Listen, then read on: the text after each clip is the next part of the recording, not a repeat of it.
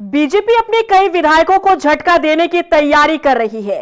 Party का internal सर्वे जिसमें कई मौजूदा विधायक फेल हो गए, ऐसे में माना जा रहा है कि उन विधायकों का टिकट पार्टी काट सकती है, क्योंकि 2027 में हैट्रिक लगाने के लिए बीजेपी जिताऊ उम्मीदवार को ही चुनावी मैदान में उतारेगी। आखिर कौन से हैं वो विधायक जिनकी परफॉर्मेंस कमजोर रही है, देखिए इस रिपोर्ट में।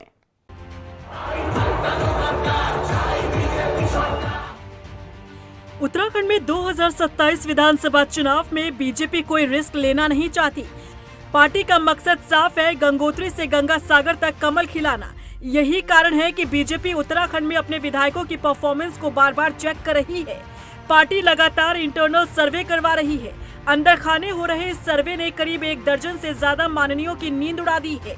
इन विधायकों के सामने स्थिति ऐसी हो गई है, या तो टिकट बचाओ या फिर सीट गवाओ, क्योंकि पार्टी तो जिताऊ उम्मीदवार को ही मैदान में उतारने की बात कह रही है।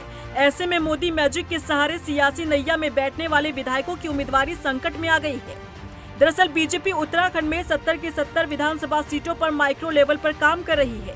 खास तौर पर उन सीटों पर जहां पिछले विधानसभा चुनाव में कमल नहीं खिला था, यानी कि हारी हुई सीटें, और जहां कमल खिला वहां जीत का मार्जिन कितना था, यानी कि कमजोर सीटें। पार्टी के नए सर्वे में पिछले चुनाव में जीती हुई सीटों पर हार का खतरा सामने आया है, और इसके पीछे का कारण विधायकों का प्रदर्शन माना जा रहा है। सर्वे का आधार विधानसभा क्षेत्र से जुड़ी जनता से था, जिसमें पता चला कि कई विधायकों ने चुनाव के दौरान किए वादों को अब तक पूरा ही नहीं किया।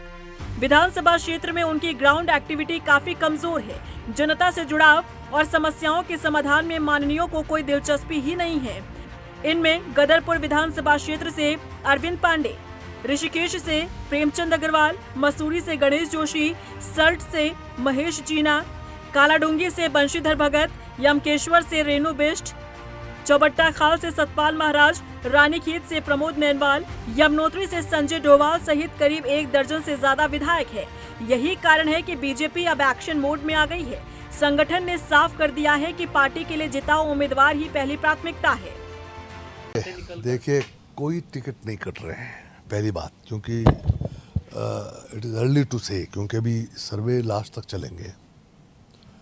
लास्ट तक चलते फिर क्या परिस्थितियां बनेंगी 2-3 महीने पहले तक, ये उस पर निर्भर करेगा। पहली बात तो ये है कि आज ही ये कह देना कि किसी विधायक का टिकट कट रहा है, ये उचित नहीं है। नहीं, सर, मैं इसलिए कह रहा हूं, उचित नहीं है, कुछ नहीं। वो अंदर भी जो कह रहे हैं तो गलत कह रहे हैं, मैं तो ये मानता हूँ, जो इस बात को इस तरह से बात ले जा रहे हैं।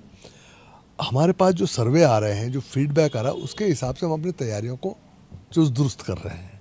और ये सर्वे का क्रम लगातार चलता रहता है, विभिन्न स्तरों पर चलता है, विभिन्न एजेंसियों के साथ चलता है। तो अलग अलग एजेंसियों की अलग अलग फाइंडिंग्स होती हैं। मतलब ये मान लो जो पुराने चेहरे हैं वो पूरे रिपीट होंगे सारे? रिपीट होंगे या नहीं होंगे, मैं इस पर नहीं जा रहा हूँ, लेकिन मैं ये नहीं कह सकता कि चेहरे कट रहे हैं, क्योंकि मैंने कहा ना 2-3 महीने पहले वहाँ क्या सिचुएशन होगी उस समय बात होगी। आज की डेट में कोई टिकट नहीं कट रहा है।